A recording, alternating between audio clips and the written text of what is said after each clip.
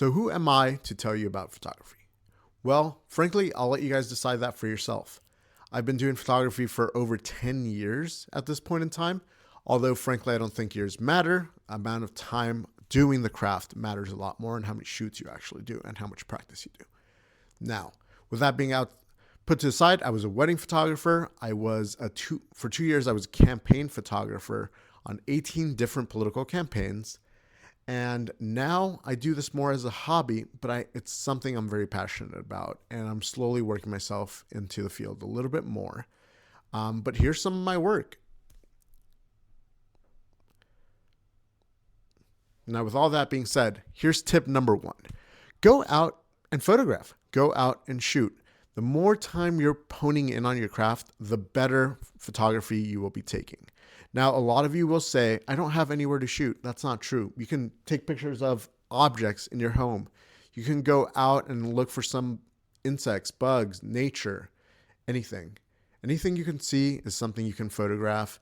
And if you can make something that's really boring seem really cool and really interesting, then you did a great job, in my opinion. Step number 2, composition.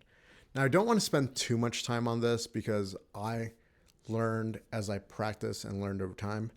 The basic rule I learned was the rule of thirds. Now, composition is important to a lot of people, so take some time learning basic composition. It really does help. So instead of taking snapshots, you're taking composed images. Don't get too locked in the rules because I break them all the time and get better pictures anyways. But learn the basics of composition, rule of thirds, things like that. They do help, but don't be limited by them. Tip number 3. Gear does matter to a degree. Now, this is mainly for beginners, but know your equipment's limitations. When I first started, I started on a T5i, this camera here. Now, it's an incredible camera, but the kit lens isn't really the best, and I didn't know what that meant.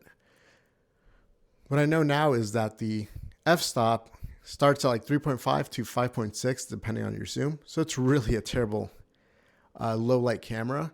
And when I started, I worked in low light settings. So my photos and everything would always look terrible. So now I know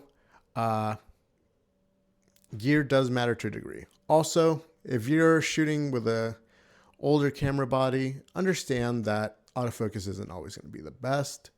For example, I shoot now on a Hasselblad X2D, incredible camera, but the autofocus is really, really bad. So I can never use it for any action sports settings. So instead I'll use an A7 IV, a separate camera that is much better equipped for handling moving objects with fast autofocus versus the camera that really isn't. So gear does matter to a degree. If you're starting off, any camera body will work. I would highly recommend a 50mm 1.8. At least then you're able to get some cool bokeh, which is kind of this effect here that you're seeing, which is the background being kind of blurred. Number 4, use editing software and shoot in RAW. Don't shoot in JPEG. RAW allows you to edit a lot more and retain a lot more data for editing software. I personally like Lightroom, although I hate Adobe as a company because of their practices. Lightroom is a great software, and they have the recommended presets that really helps take your photos to the next level if you don't know color grading, which really helps me. So I highly recommend Lightroom. They also have it on mobile, relatively inexpensive, great platform to use for photography. So that would be my next suggestion. Step number 4, a lot of photographers don't edit their photos. Learn a little bit of editing. It doesn't hurt, and it'll take your photos to the next level of your creative and give you a lot more creative freedom. Lastly, surround yourself with creatives. Being around creative people will inspire you and motivate you. At least it does for me. So how I find people that are creatives, there's a lot of local art centers where I'm at.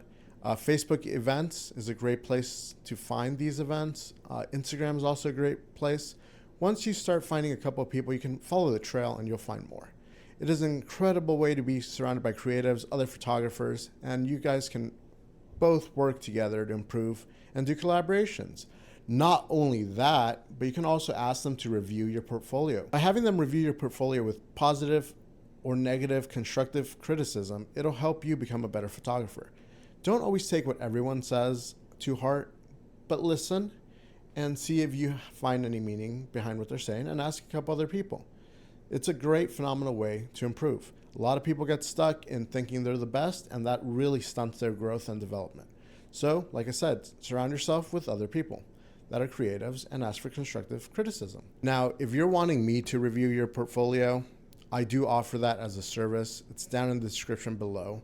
I offer one-on-ones for portfolio reviews and also for gear. If you're new to photography, have a set budget, then we can have a one-on-one to figure out what would be the best camera body for you, best lenses, and keeping everything within your budget.